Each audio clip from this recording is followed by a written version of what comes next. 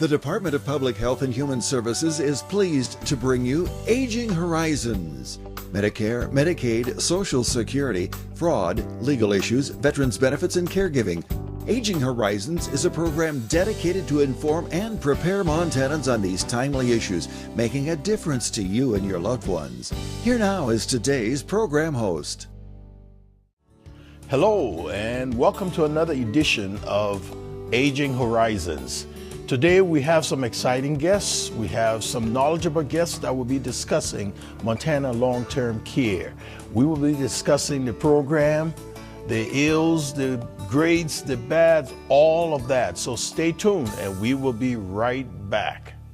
Someone who said they were from Medicare called and asked for my personal information. I noticed a charge on my Medicare statement for a test I don't remember having. I got a letter offering me free medical equipment if I gave them my Medicare number. Something didn't seem right. It seemed too good to be true. If something seems odd, it's probably fraud. Call Senior Medicare Patrol at 800-551-3191 to report fraud. This project is supported by a grant by the Administration for Community Living. I think the most pleasant surprise when we turned 65 and signed up for Medicare Part B was finding out about our Welcome to Medicare preventive visit. It was free, and it gave us the opportunity to visit with our doctors and establish a plan for our health going forward. They reviewed our medical history, measured our height, weight, blood pressure, and counseled us on other risk factors. To learn more about Medicare's free or low-cost preventive and wellness benefits, call your local SHIP counselor at 800-551-3191. I mentioned it's free, right? Twice. Hey caregivers, did you know that respite time is your time? How will you spend it? When the weather's good, I gotta get away for some fishing, and that's a must. Fred Dahlbeck. Clancy. My grandson tells me we suck at golf. Fun though. And there's never enough time to keep the old 57 Chevy happy. Montana Lifespan Respite. Respite for caregivers. It's okay to need it. It's okay to want it. It's okay to get it. Come on, girl. Here in Montana, we love our outdoor activities. Unfortunately, few of them are risk-free. Indeed, Montana is second in the nation per capita in head injuries that can destroy the lives of people we love. That's why you should insist your family always wear protective helmets. But you can do even more. When you fill out your vehicle registration this year, circle the Y and donate $1 to support traumatic brain injury prevention and education. Now that's using the old noggin. We're back, and welcome again to Aging Horizons. I'm your host, Will McCullins. This is a program brought to you by the Montana Department of Public Health and Human Services. Today, as our guests, we have April Stottinger, who is Money Follows the Person Project Director for the Montana Department of Public Health and Human Services. And we have Shay Trafton, who is the Account Manager for Mountain Pacific. Welcome, ladies. Thank you. So let's get right into it because I know our guests have been waiting for this moment. I really psyched them up for you guys. So, understanding the crisis and demographic urgency. When we talk about what are some of the growing crises in long-term care here? So it's no secret that Montana is having a crisis with access to health care. Specifically, around the challenges in our aging population. Okay. Yeah. All right. So, and I see we talk about demographic pressure. What do we mean when we say the demographic pressure? Yeah. So demographic pressure, when we refer to it in Montana, we are a very rural and frontier state. So it's very difficult for Montanans to access a lot of the resources that they need, not only for their care, but maybe for care for their loved one. So if someone are having difficulty, what do they do? And that's where our project that we're working on is coming into place. We are looking at ways to improve that. So they usually reach out to their area representatives to help with, resources or what is out there for them. But a lot of the times they're getting either mixed communication or there's not enough resources out there for them. Okay. So we are gathering meeting of the minds, so to speak, to come together and see what we can do to help those individuals out. Okay. And I know Montana is also growing. Even though we're rural, we're frontier, we're still growing. We're growing, and COVID is still having an impact on us, even though it's about, 3-4 years old now? So what does the growth and COVID have in this light? So as we look at COVID and its impacts on Montanans, a lot of individuals were forced to stay at home. They didn't maybe get to their healthcare appointments. They didn't access their medications how they were supposed to. So there is definitely some delay in their health, and also in some of the resources that are available to them. There is, some shutdown with their care, with their insurance providers. So we're just looking to, kind of restart that. We do have an influx of outsiders coming into Montana. But again, that is something that are mainly in populated areas. So we still see that rural area being a difficulty in getting those services back into there. You bet. Yeah, it's really difficult when we have everybody want to go into the cities, Right. and they're sort of abandoning the rural areas, So yeah, it makes things difficult. So what is aging? When you say we want to age in place, you talk about age in place. What do we mean by that? So there are plenty of studies out there that say that the best care for these individuals that are aging or, maybe have dementia or disabilities of some sort, for them to age in a place that they're used to, that's familiar to them. So that would be their own home. However, again, we look at challenges and barriers associated with that. But again, we are trying to do our best to offer solutions for these in-home care to allow them to age in the place of their choosing. So that is what we mean by age in place. But it becomes difficult, in my opinion, when we don't have the resources to assist them, to help them while they stay in their home. Yes, and that's why we're hosting these summits. We are trying to gather the opportunities for improvement. We're trying to see what other options are out there to provide resources for these individuals to age in place. We do see a lot of barriers out there. But again, I know that together as Montanans, we have very smart individuals in the state that we can come together and say, hey, I think this is a great opportunity to provide care to someone who lives in Sidney, Montana, or even, on the other side of the state. So we're looking at that through these summits, and we're gathering data and information to try to provide that care to them. Good. So project goals.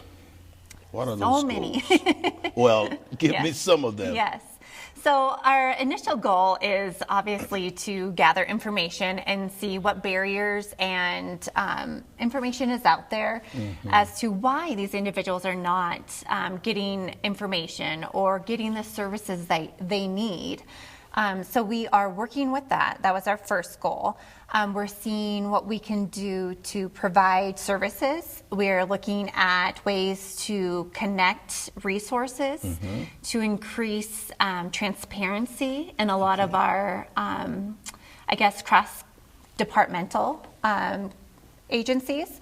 And we're just looking to work together with individuals and professionals in their area to try to navigate some of these barriers that are out there. Man, I would pray that these things work for our rural areas, because it becomes cumbersome when we can't get those services in those areas. So, So anyway, we will be right back. This has been April Stottinger and Shay Trafton with us. Stay tuned, and we will be right back with more valuable information.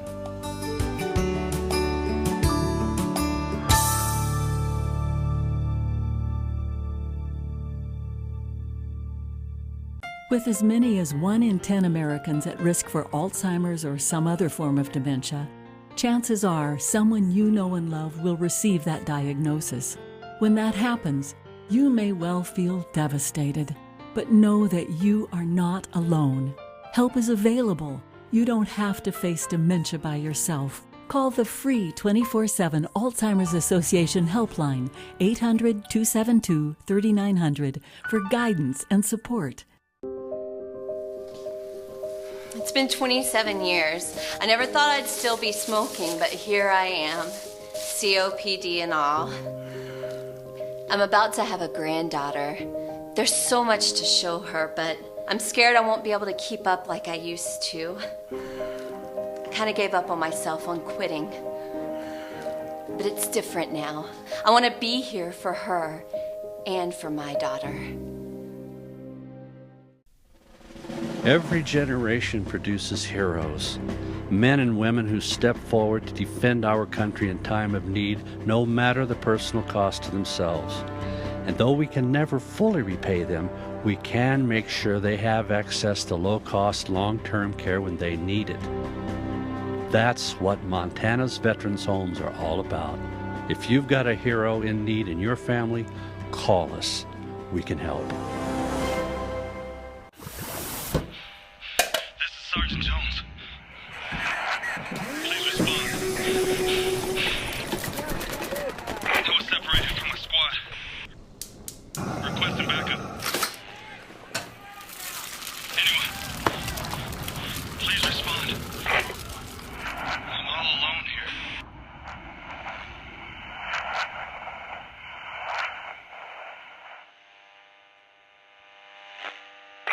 We're back, and we've been talking to April Staudinger, Money Follows the Person, Project Director of the Montana Department of Public Health and Human Services, and Shay Trafton, Account Manager for Mountain Pacific.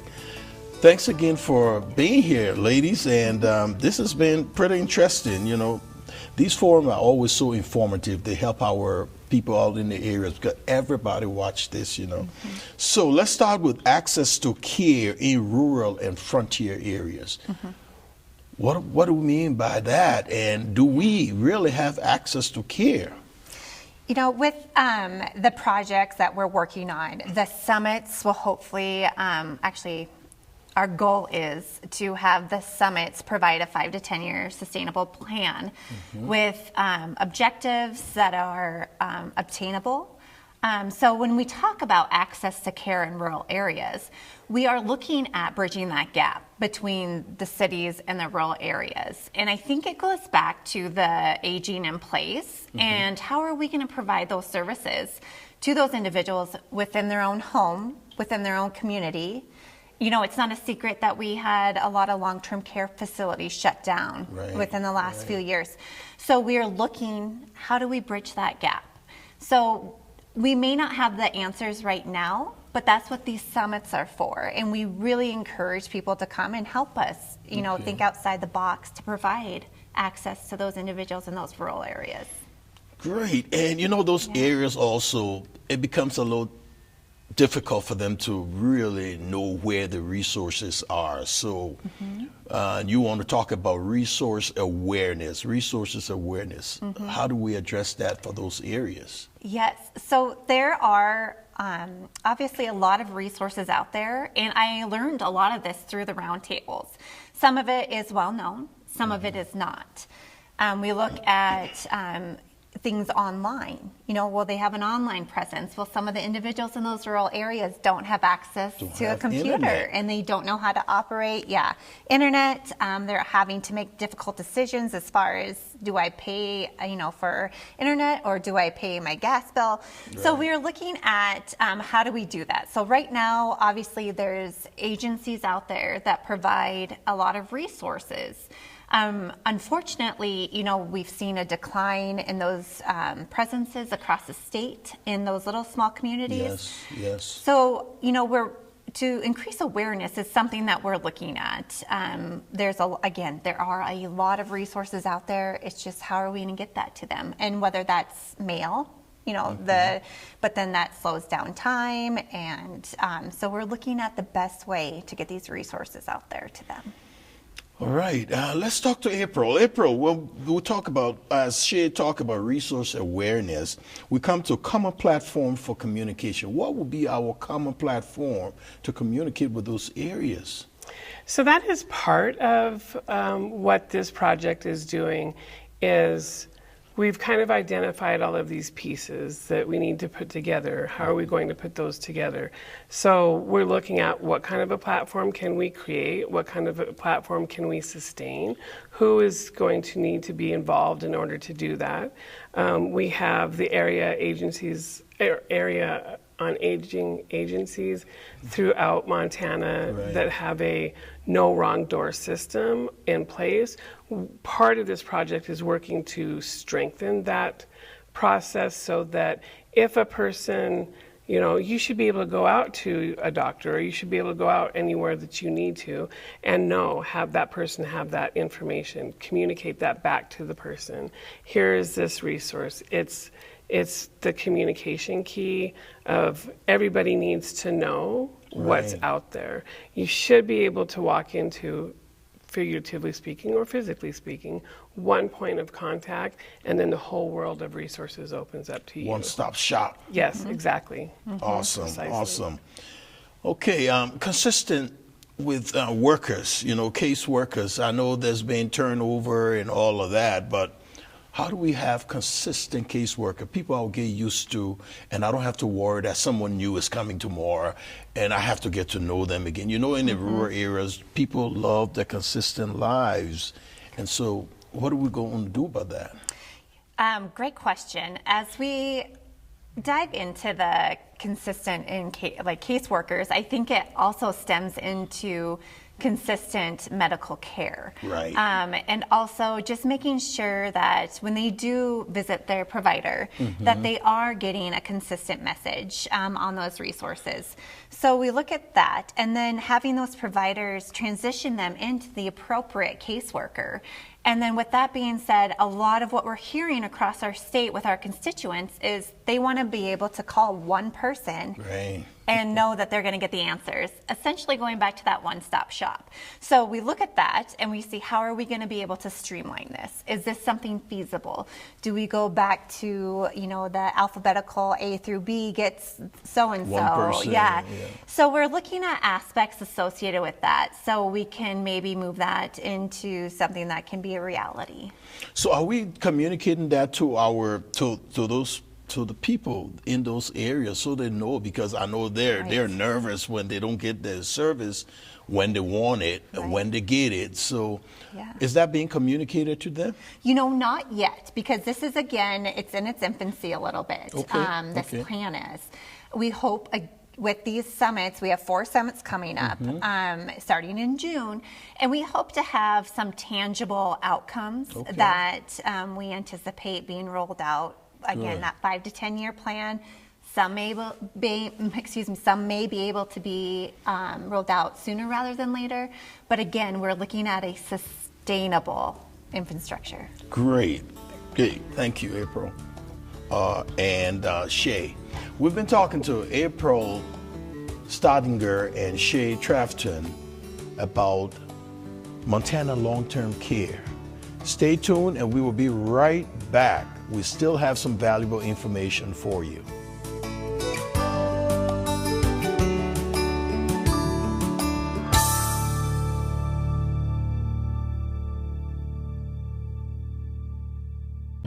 You've probably seen some big-name celebrities on your TV lately talking about all the Medicare benefits you're missing out on.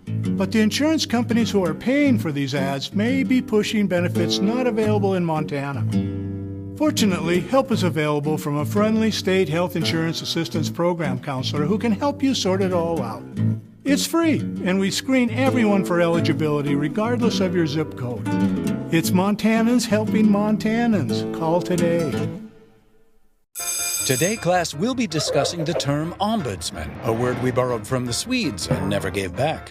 Say you're a resident or you have a loved one in long-term care. Now, what do you do if you're not happy with the care and services you receive?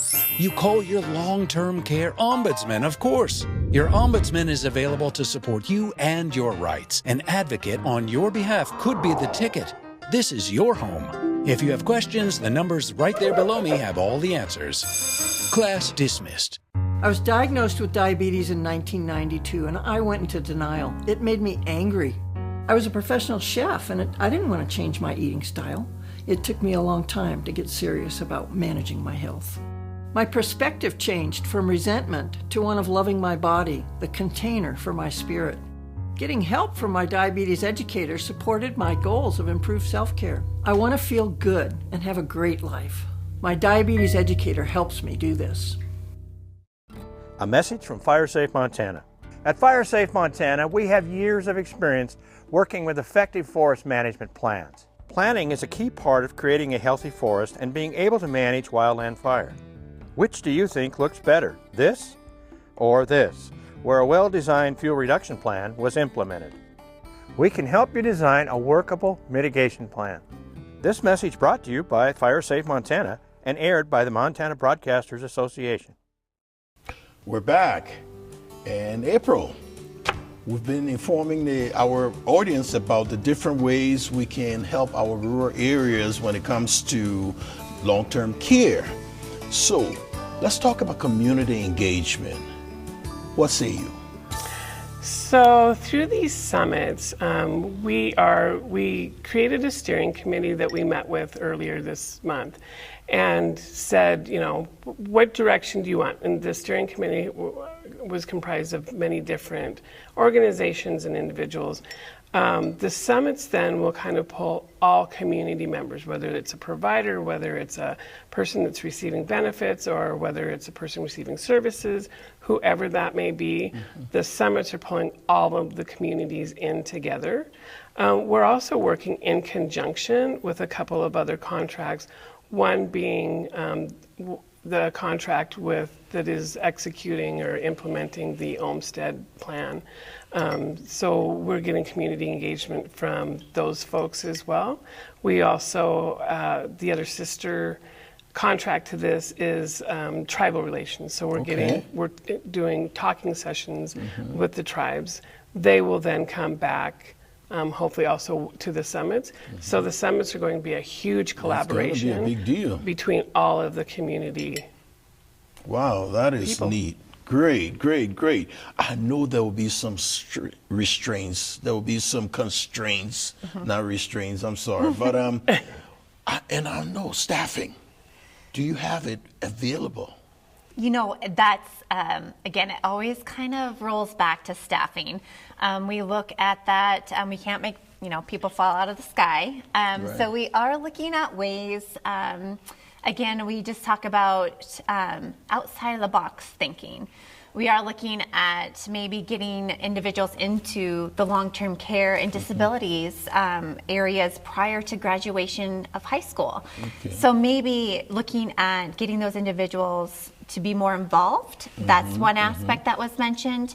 We look at expanding services. So, I believe there's community health workers that were talked about at the legislative session.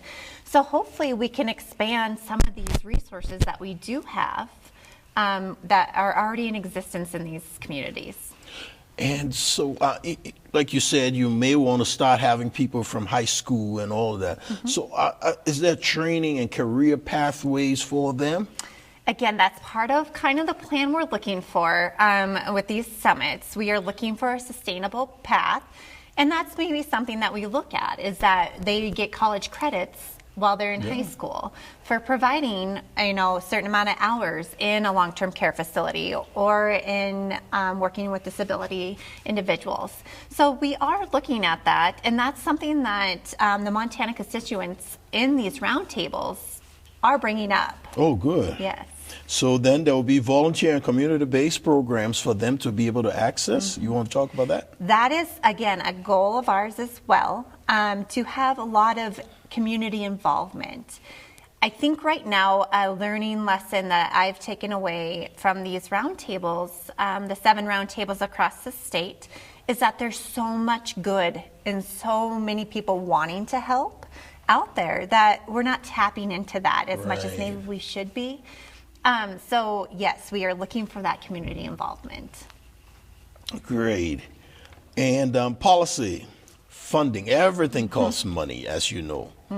Everything costs money. So how are we working around funding and the rules and regulations and all of that for these things? Yeah, that everything comes back to that, doesn't it? Yes, it is. So as we transition into having a very tangible plan, I think it's DPHHS's goal to see what other funding sources are out there. You know, that's one thing I challenged a lot of our individuals with is besides just nominal amounts, where can we get funding from? So these are other aspects that we're exploring and hope that the summit can bring light to some of those resources. So how do you keep track of that? How do you give account? What's the accountability factor? Because when I give my money, I want to be able to know where it's going. How do you keep accountable? Well, I think that's the key. I think that's going to be how we look at goals, right? They're SMART goals. They're measurable goals. Right. So we're looking at something that can come back with saying, hey, last year in Montana, we were able to service so many people in home. They were able to access care without, issues. We service this many people on our helplines or, whatever it may be. We are looking to establish those baselines and to ensure that these objectives are being met. So, yeah. Right. So, you know as well as I know that technology is a problem for rural areas. And we consider ourselves frontier areas. So how are we going to integrate technology into all of this? Because, like you said earlier, some of our people in the rural areas are not savvy, and they can't use it because then we need internet. They don't have internet. So how do we integrate technology into helping them? Well, unfortunately, technology is something that we have to embrace going forward. It's not going anywhere. It's not going away. So a lot of that's why we lean on the in-home care with loved ones. A lot of times you have a niece or a nephew that maybe be able to help you out. If not, we have hopefully in-home care that can come out to you and meet them where they're at. And I think that's a lot of the aging in place is we want to meet these individuals where they're at, where they're comfortable, and provide them with services, or at least offer them services. Great. So I want to thank both of you so much for all you've done for the audience out there, because I know the information they received today is valuable and they're listening. So this has been Aging Horizons, a program brought to you by the Montana Department of Public Health and Human Services, and I'm your host, Wilma Collins. Thank you and see you next time.